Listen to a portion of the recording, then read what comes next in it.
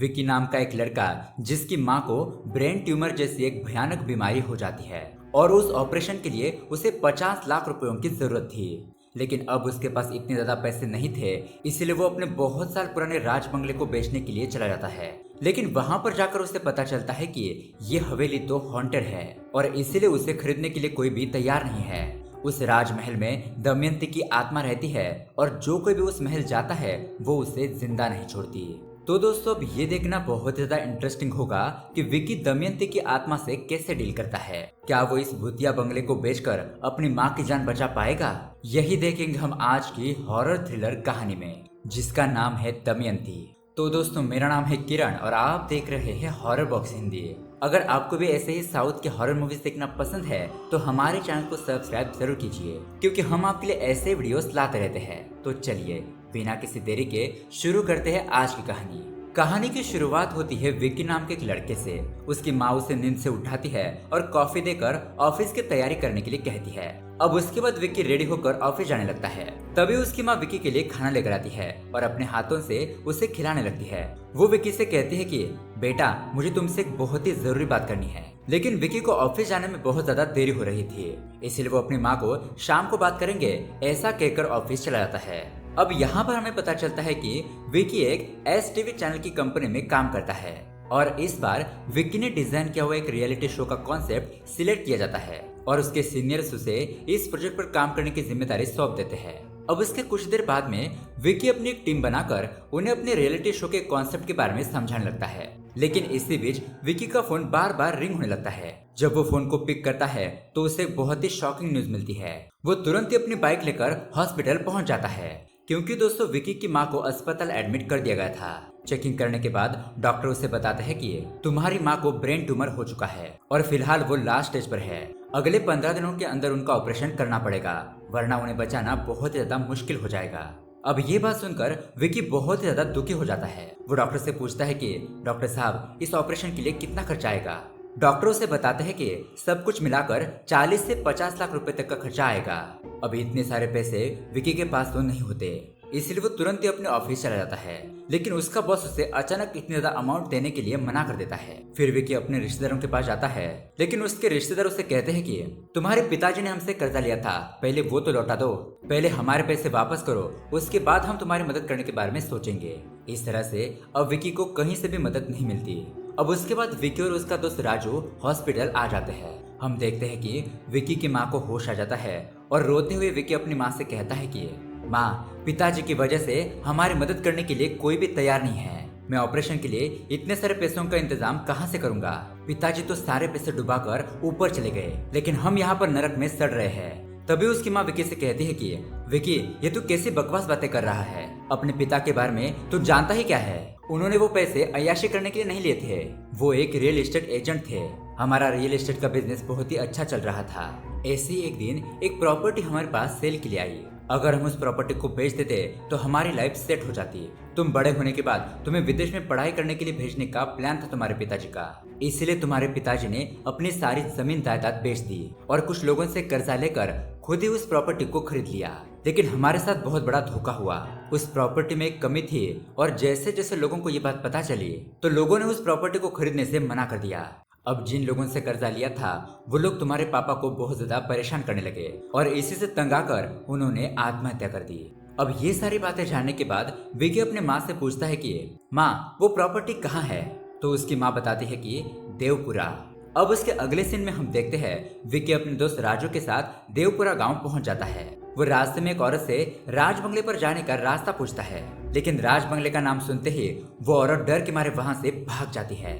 अब इन दोनों को कुछ समझ नहीं आता और वो इस बात को इग्नोर करके एक चाय के ठेले के पास पहुंच जाते हैं और वहां पर काम करने वाले एक आदमी से राज बंगले के बारे में पूछने लगते हैं। वो आदमी उन्हें बताता है कि वो बंगला नहीं बल्कि एक शापित जगह है। वहां पर जाने का मतलब है सीधा शमशान जाना। लेकिन विकी कहता है कि वो मेरे पिताजी ने खरीदा हुआ बंगला है, मैं वहां पर जाकर ही रहूंगा। अब उसके बाद ये दोनों रास्ता ढूंढते ढूंढते राज बंगले तक पहुंच जाते हैं और सच में ये बंगला बहुत ज्यादा डरावना होता है। राजू कहता है कि मुझे जगह देखकर बहुत ज्यादा डर लग रहा है, कहीं यहाँ पर सच में भूत हुए तो? विकी कहता है कि इसीलिए मैं अपने साथ एक डिवाइस लेकर आया हूँ, इससे हमें पता चल जाएगा कि यहाँ पर भूत है या नहीं। अब ये दोनों ही महल के अंदर चले जाते हैं। ये बंगला बहुत ही ज्यादा पुराना होने की वजह से यहाँ पर चारों तरफ अंधेरा और मकड़ियों के जाले बने हुए थे। अब अंदर जाने के बाद अचानक उस डिवाइस से आवाज आने लगती है। उनके सामने एक बहुत बड़ा दरवाजा होता है और वो अपने आप ही हिलने लगता है और तभी अचानक उनका वो डिवाइस भी फट जाता है, जिससे इन लोगों को पता चलता है कि यहाँ पर कोई ना कोई आत्मा जरूर है। अब डर के मारे राजू वहां से भागने की कोशिश करने लगता है, लेकिन विकी उसका हाथ पकड़ लेता है। विकी उसे बताता है कि यह आत्मा हमें कुछ नहीं कर सकती, क्योंकि उसे किसी ने दरवाजे के उस पार कैद करके रखा हुआ है। जब तक ये दरवाजा बंद है हम लोग सेफ है। अब उसके बाद ये दोनों फिर से उस चाय के ठेले के पास आ जाते हैं। विकी उस आदमी से पूछता है कि यहाँ आस पड़ोस में कोई है जो इस बंगले को खरीद सकता है।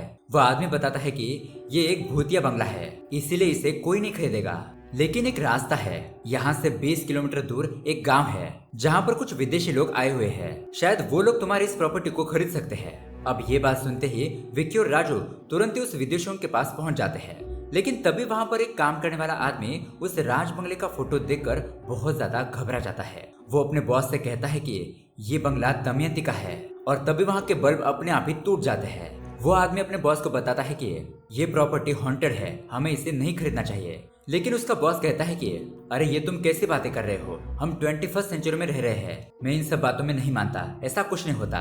तो विकी कहता है कि सही कहा आपने सर कि वो बंगला हॉन्टेड है, लेकिन हम दोनों तो वहां पर जाकर आए हैं, हमें तो कुछ नहीं हुआ। पर वो आदमी कहता है कि तुम लोग उस बंगले में एक दिन रुक कर दिखाओ तो ही हम मानेंगे।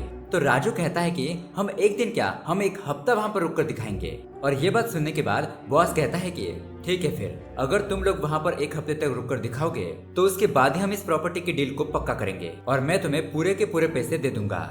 अब दोस्तों विक्की इस बंगले को बेचकर अपनी माँ का ऑपरेशन करना चाहता है, लेकिन अब वो यहाँ पर राजू पर गुस्सा होने लगता है। वो उसे कहता है कि तुम्हें वहाँ पर अपना मुंह खोलने की क्या जरूरत थी, अब हम एक हफ्ते तक उस भूतिया बंगले में कैसे रुकेंगे। तभी विक्की को ऑफिस से कॉल आता है और उसे ये बात पता चलती है कि उसे जो प्रोजेक्ट मिला था वो प्रोजेक्ट ऑफिस में काम करने वाले दूसरे एम्प्लॉय को दे दिया गया है, क्योंकि उसके माँ की टेंशन की वजह से विक्की उस प्रोजेक्ट पर फोकस देकर काम नहीं कर पाएगा। और अब इस बात से भी विक्की बहुत ज्यादा परेशान हो जाता है। राजू भी ये बात सुनकर कहने लगता है कि अब हम क्या करेंगे यार। अब दोस्तों थोड़ा सोचने के बाद विकी को एक जबरदस्त आइडिया आता है। वो कहता है कि हम एक अपना सेपरेट हॉरर शो करेंगे, जिसके अंदर हम कुछ कंटेस्टेंट को उस भूतिया बंगले में रहने के लिए कहेंगे और जो भी इस शो को जीतेगा उसे बहुत बड़ी प्राइज मनी दी जाएगी। इससे हमारा प्रोजेक्ट भी रेडी हो जाएगा और इस बंगले में एक हफ्ते तक रहने के बाद हम इस बंगले को बेच भी पाएंगे। अब उसके अगले दिन हम देखते हैं विकी कुछ लोगों का ऑडिशन लेता है और उन्हें इस रियलिटी शो के लिए सिलेक्ट करता है। उसके बाद उन्हें वो रूल्स समझाने लगता है। इस रियलिटी हॉरर शो का नाम होगा डीडी बॉस। आप लोगों को एक हफ्ते तक इस भूतिया बंगले में रहना होगा। अगले 7 दिनों तक आपका बाहरी दुनिया से संपर्क नहीं होगा और जो भी इस खेल को जीतेगा उसे 10 लाख रुपए का इनाम मिलेगा।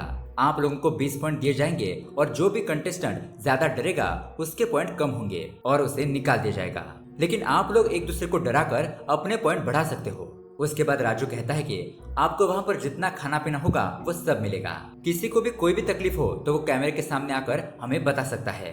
अब उसके बाद सभी लोगों के मोबाइल्स ले लिए जाते हैं और ये लोग एक गाड़ी में बैठकर उस भूतिया बंगले के पास पहुंच जाते हैं। अंदर जाने के बाद हम देखते हैं कि बंगले की साफ सफाई करके एकदम नया जैसा बना दिया गया था और ये सभी लोग इस शो को जीतने के लिए बहुत ज्यादा एक्साइटेड थे। तभी विक्की माइक के थ्रू उन्हें बताता है कि डीडी शो में आपका स्वागत है, आपको इस बंगले में भूतों के बीच रहना है और दिए गए टास्क को कंप्लीट करना है। यहाँ पर सभी लोगों को कप्तान बनने का मौका दिया जाएगा और हाँ, एक बात याद रखना, ऊपर जो कमरा बंद है उसे कभी मत खोलना। अगर किसी ने भी उस दरवाजे को खोलने की कोशिश की तो उसे एलिमिनेट कर दिया जाएगा। अब ये सब कुछ बताते हुए विक्की सोचने लगता है कि मैं इन लोगों को ये सब कुछ बता रहा हूँ, लेकिन ये लोग डर क्यों नहीं रहे हैं। तो अब यहाँ पर राजू उसे बताता है कि जब ये लोग ऑडिशन के लिए आए थे तो मैंने सबको अकेले में ले जाकर ऐसा बताया था कि अगर ये शो जीतना चाहते हो तो मुझे 10,000 रुपए दो और मैं तुम्हें इस शो के बारे में कुछ सीक्रेट बातें बताता हूँ, इसलिए सभी लोगों ने मुझे पैसे दे दिए। राजू इन सब लोगों को बताता है कि इस बंगले में कोई भूत वूत नहीं है, हमारे ही प्रोडक्शन के कुछ लोग भूत बनकर आएंगे और आप लोगों को डराने की कोशिश करेंगे। हमने यहाँ पर कुछ जूनियर आर्टिस्ट को भी काम पर रखा हुआ है और इसीलिए दोस्तों ये सभी लोग बिना डरे उस महल में रहने लगते हैं। लेकिन अब ये बात जानने के बाद विकी राजू के ऊपर गुस्सा हो जाता है। वो उसे डांटते हुए कहता है कि अबे अगर उन लोगों की जान को खतरा हुआ तो इसका सारा इल्जाम हमारे ऊपर आ जाएगा। तो बिना सोचे कुछ भी करता है और वो उठकर वहां से चला जाता है। अब आगे राजू उन लोगों को बताता है कि आज के हमारे कैप्टन है मिस्टर गौड़ा और आज का आपका टास्क है घर की साफ सफाई करना। उसके बाद हम देखते हैं सभी लोग अपने अपने कमरे में चले जाते हैं, लेकिन कुछ ही देर के बाद इन लोगों के साथ भूतिया घटना होना शुरू हो जाती है। जैसे कि मिस्टर घोड़ा चाय बनाने लगते हैं तो गैस अपने आप ही बंद होने लगता है। उसके बाद जब गिरी टॉयलेट साफ कर रहा होता है तो अचानक वहाँ की लाइट चल जाती है और एक बॉल अपने आप ही एक कमरे से दूसरे कमरे घूमने लगती है। खैर अब उसके बाद ये सभी लोग सो जाते हैं। अब उसके अगले दिन हम देखते हैं एक छोटी बच्ची की आत्मा इन लोगों को डराने की कोशिश करने लगती है। वो इन लोगों से कहती है कि ये मेरा घर है, तुम लोग यहाँ से चले जाओ। लेकिन सभी लोगों को लगता है कि ये कोई जूनियर आर्टिस्ट होगी जो हमें यहाँ पर डराने का काम कर रही है, इसलिए कोई भी उससे नहीं डरता। अब ऐसे ही 2 दिन बीत जाते हैं और आज होता है तीसरा दिन। आज के दिन गिरी को कैप्टन बना दिया जाता है। ये देखकर गिरी बहुत ज्यादा खुश रहता है और इसी मौके पर वो सबके लिए पार्टी अनाउंसमेंट कर देता है। पार्टी की खुशी में सभी लोग बहुत ज्यादा दारू पी लेते हैं और इन सभी लोगों को चढ़ जाती है। मिस्टर घोड़ा तो नशे की हालत में सभी लोगों को मारने पीटने लगते हैं, लेकिन तभी वहाँ पर वो छोटी बच्ची की आत्मा वापस आ जाती है। मिस्टर घोड़ा उसे कहते हैं कि तुम आज भी मुझे डराने के लिए आ गई, लेकिन मैं तुमसे नहीं डरता। मुझे असली भूत दिखाओ, बताओ कहाँ है असली भूत। तो वो बच्ची ऊपर वाले बंद कमरे के पास उसे ले जाने लगती है। अब ये देखकर विकी माइक के जरिए उन्हें वहाँ पर जाने से मना करने लगता है, लेकिन उन लोगों को कुछ भी आवाज सुनाई नहीं दे रही थी। और तब तक यहाँ पर मिस्टर घोड़ा उस दरवाजे को खोल देते हैं। तभी विक्की और राजू दौड़ते दौड़ते महल के अंदर पहुंचते हैं और उस दरवाजे को तुरंत ही बंद कर देते हैं। लेकिन दोस्तों तब तक वह आत्मा आजाद हो चुकी थी। अब उसके कुछ देर बाद इन सभी लोगों का नशा उतर जाता है और विक्की मास्टर घोड़ा को डांटने लगता है। उन्हें कहता है कि इतना कहने के बाद भी आपने उस दरवाजे को क्यों खोला, इसके लिए आपको एलिमिनेट भी किया जा सकता है। अब हम सभी लोगों को ये लास्ट वार्निंग दे रहे हैं, कोई भी इस शो के नियम नहीं तोड़ेगा। खैर अब उसके चौथे दिन हम देखते हैं एक स्वामी जी की वाइल्ड कार्ड एंट्री होती है। स्वामी जी यहाँ पर आते ही अपने तारीफों के पुल बांधना शुरू कर देते हैं। वो बताते हैं कि मैं एक बहुत बड़ा तांत्रिक हूँ, सारी आत्मा मुझे देखकर डर के मारे कांपने लगती है। अब देखो मेरे शो में आने से टीआरपी कैसे बढ़ती है।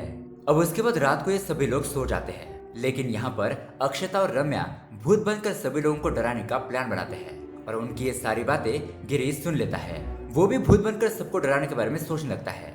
अब अक्षता उस दरवाजे के पास से गुजर रही थी तो अचानक वो आत्मा उसे कमरे के अंदर खींच लेती है और उसके अगले पल हम देखते हैं अक्षता पजेस हो चुकी थी और वो सभी लोगों को एक एक करके मारने पीटने लगती है। फिर स्वामी जी उस आत्मा को रोकने के लिए जाते हैं, लेकिन वो आत्मा उन्हें भी मार मार कर उनका सर ही फोड़ देती है। अब ये सभी लोग डर के मारे इस महल से भागने की कोशिश करने लगते हैं। विकी और राजू भी बाहर से दरवाजा खोलने की कोशिश कर रहे थे, लेकिन ये दरवाजा खुल नहीं रहा था। अब रम्या अक्षता को शांत करने के लिए आती है, लेकिन वह आत्मा रम्या को भी थप्पड़ मार देती है और उसके अगले ही पल अक्षता वहां पर बेहोश होकर गिर जाती है। तभी दोस्तों हम देखते हैं वह आत्मा उन लोगों के सामने आती है और कहती है कि मेरा नाम दमयंती है और मेरी इजाजत के बिना तुम लोग कहीं नहीं जा सकते। मैं तुम लोगों को एक एक करके मार डालूंगी। ऐसा कहकर वो वहां से गायब हो जाती है। अब दोस्तों थोड़ी देर के बाद विक्की और राजू अंदर आते हैं और ये सभी लोग इन दोनों को गालियां देने लगते हैं कि तुम लोगों ने हमसे झूठ कहा, हम लोगों से पैसे लिए और हमें यहाँ पर मरने के लिए छोड़ दिया। लेकिन तभी राजू सब लोगों को बताता है कि विकी के माँ की हालत बहुत ज्यादा सीरियस है और उन्हें बचाने के लिए हमें ये सब कुछ करना पड़ा। अब ये बात जानने के बाद सभी लोग थोड़ा शांत हो जाते हैं और एक हफ्ते तक यहाँ पर रहकर विकी का साथ देने का वादा करते हैं। लेकिन वो पूछते हैं कि हम इस आत्मा से कैसे निपटेंगे। विकी कहता है कि उसका इलाज मेरे पास है और उसके अगले सीन में हम देखते हैं विकी वहाँ पर एक बहुत बड़े तांत्रिक बाबा को लेकर आता है। ये तांत्रिक बाबा अपनी दैविक शक्तियों से उस छोटी बच्ची और दमयंती की आत्मा को अपने पास बुलाता है और उनसे पूछने लगता है कि तुम लोग कौन हो और इस महल से तुम्हारा क्या रिश्ता है। तो दोस्तों अब यहाँ पर दमयंती अपनी कहानी बताने लगती है। कहानी जाती है फ्लैशबैक में। 20 साल पहले दमयंती का एक खुशहाल परिवार था। उसके पिता विजेंद्र वर्मा इस गांव के मुखिया थे और वो हमेशा ही लोगों के भलाई के लिए काम करते। लेकिन एक दिन उनके गांव में प्लेग जैसी बीमारी फैल गई, जिससे लोग डरने लगे और एक एक करके लोगों की मृत्यु होने लगी। इस बीमारी में दमयंती की माँ भी चल बसी। अब इस समस्या का इलाज करने के लिए दमयंती के पिताजी ने एक ऐसा अस्पताल शुरू किया जहाँ पर सभी लोगों का मुफ्त इलाज किया जाएगा। अब उस गाँव में दमयंती का मामा भैरा भी रहता था। वो गांव के सभी लोगों को बहुत ज्यादा परेशान करता था, लेकिन उसके खिलाफ जाने की किसी की हिम्मत नहीं थी, क्योंकि जो भी उसके खिलाफ जाने की कोशिश करता वो उसे जान से मार देता। यहाँ इस तरफ हम देखते हैं दमयंती के पिताजी उसे अपनी जमीन जायदाद की कागजात दे देते हैं और दमयंती को अपना अगला वारिस घोषित कर देते हैं। अब उसके बाद दमयंती डॉक्टर की पढ़ाई करने के लिए शहर चली जाती है, लेकिन यहाँ गांव में बहरा के अत्याचार बढ़ने लगते हैं। वो अस्पताल को कब्जे में कर लेता है और किसी का भी इलाज मुफ्त में होने नहीं देता। इस वजह से बेचारी कई लोगों की मौत हो जाती है और वो कई औरतों की इज्जत भी लूटता है। अब ऐसे में एक दिन गांव के सभी लोग बहरा से परेशान होकर हिम्मत करके दमयंती के पिताजी के पास चले जाते हैं और उन्हें सारी बातें बता देते हैं। अब ये सब कुछ जानने के बाद राजा वर्मा को बहुत ज्यादा गुस्सा आता है और वो बहरा के पास जाकर उसे बहुत ज्यादा डांटने लगते हैं। वो उसे कहते हैं कि अब तुम देख मैं तुम्हें कैसे सबक सिखाता हूँ। लेकिन वहां से आते वक्त बहरा मुखिया जी की कार का एक्सीडेंट कर देता है और उस एक्सीडेंट में दमयंती के पिताजी की मृत्यु हो जाती है। अब ये बात जैसे ही दमयंती को पता चलती है वो तुरंत ही गांव आ जाती है। सारा क्रियाक्रम करने के बाद वो अपने मामा बहरा से कहती है कि मामा जी मैं विक्रम से प्यार करती हूँ। अब आप ही हमारे खानदान में बड़े हो इसलिए आपको ही हमारी शादी करनी होगी। और बहरा ना चाहते हुए भी इसके लिए मान जाता है।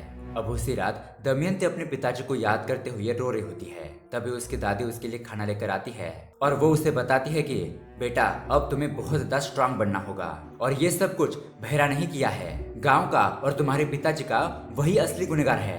अब दोस्तों उसके अगले दिन दमयंती सभी गांव लोगों के सामने बहरा को सजा सुनाती है। वो उसे साड़ी पहनाकर गांव के सभी लोगों से माफी मांगने के लिए कहती है और गांव के सभी लोग उसे मारने पीटने लगते हैं और वहां पर पुलिस आकर बहरा को अरेस्ट कर लेती है। अब उसके बाद दोस्तों दमयंती अपने गांव के लोगों की बहुत ज्यादा सेवा करती है। वो अपना अस्पताल भी अच्छे तरीके से चलाती है और गांव के गरीब लोगों के लिए दान धर्म भी करती है। अब ऐसे ही 8 साल बीत जाते हैं और इसी बीच दमयंती को एक बेटी होती है जिसका नाम है दिव्या। अब ऐसे ही एक रात दिव्या अपने पापा के साथ खेल रही होती है, लेकिन तभी अचानक बहरा जेल से छूटकर सीधा उस बंगले पर आता है। वो अपने साथ कुछ गुंडों को लेकर आता है और दमयंती की बेटी और उसके पति को जान से मार देता है और आखिर में प्रॉपर्टी के सारे पेपर पर साइन करवा के दमयंती की भी जान ले लेता है।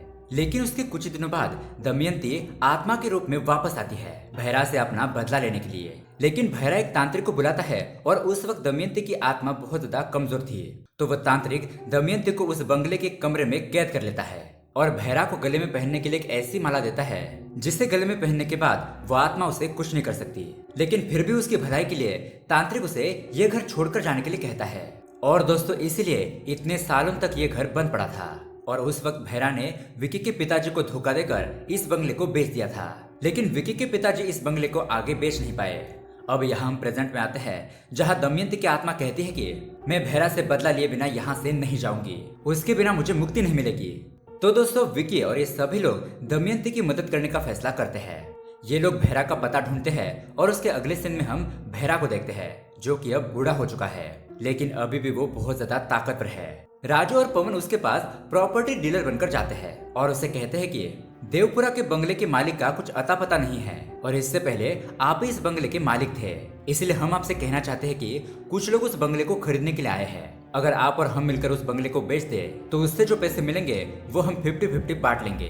तो बहरा भी इन लोगों की बात मानकर महल पहुंच जाता है। लेकिन दोस्तों ये सब कुछ बहरा का ही प्लान था। वहां पर पहुंचकर वो सभी लोगों को मारने पीटने लगता है और दमयंती की आत्मा को बुलाने लगता है। वो उसे कहता है कि मैं तुमसे नहीं डरता, तुम मेरा कुछ भी नहीं बिगाड़ सकती। अब इतना कहते ही वहां पर दमयंती की आत्मा प्रकट हो जाती है। वो बहरा के ऊपर हमला करने की कोशिश करती है, लेकिन वो उसे कुछ नहीं कर पाती क्योंकि दोस्तों बहरा के गले में अभी भी वो तांत्रिक की माला मौजूद थी जो उसे प्रोटेक्ट कर रही थी। तभी बहरा उसी तांत्रिक को बुलाता है जिसने दमयंती को पिछली बार कैद किया था। अब बहरा इन सभी लोगों को वहां पर बांध कर रखने के लिए कहता है। तभी विक्की बहरा के ऊपर हमला करता है, लेकिन वो लोग उसे भी एक खंबे से बांध देते हैं। उसके बाद वो तांत्रिक अपनी तंत्र क्रिया शुरू करता है जिससे कि वो दमयंती की आत्मा को फिर से वश में कर सके। अब जैसे जैसे ये पूजा आगे बढ़ने लगती है दमयंती की शक्तियां कमजोर पड़ने लगती है। लेकिन तभी विक्की देखता है कि उसके पास एक बॉल पड़ी हुई है। वो उस बॉल को तांत्रिक की तरफ मारता है जिससे कि उस तांत्रिक की पूजा भंग हो जाती है और दमयंती की शक्तियां वापस आ जाती है। ऐसा होते ही दमयंती सबसे पहले उस तांत्रिक को मार देती है और उसके बाद वो बहरा के ऊपर हमला करती है। अब दोस्तों यहाँ पर आता है एक ट्विस्ट। बहरा के गले में वो लॉकेट ही नहीं था। हम फ्लैशबैक में देखते हैं कि जब विक्की ने बहरा के ऊपर हमला किया था तो उस वक्त उसने चालाकी से वो लॉकेट खींच लिया था, तो इसलिए अब दमयंती बहरा को तड़पा तड़पा कर मार देती है और इस तरह से दमयंती का बदला पूरा हो जाता है। और उसके बाद दमयंती और उसकी बेटी दिव्या इस बंगले से मुक्त हो जाती है। और ये सब कुछ देखकर वो सभी लोग भी बहुत ज्यादा खुश रहते हैं। कहानी के एंडिंग में हमें बताया जाता है कि विकी ने इस राज बंगले को गिरवी रखकर अपने माँ का इलाज किया और अब वो दोनों अपनी जिंदगी खुशहाल तरीके से जी रहे हैं। और दोस्तों इसी के साथ आज की मूवी यहीं पर एंड हो जाती है। तो दोस्तों ये कहानी आपको कैसी लगी हमें कमेंट करके जरूर बताइएगा। साथ ही ऐसे ही अमेजिंग मूवी देखने के लिए हमारे चैनल को सब्सक्राइब जरूर कीजिए। मिलते हैं अगली वीडियो में। Thanks for watching.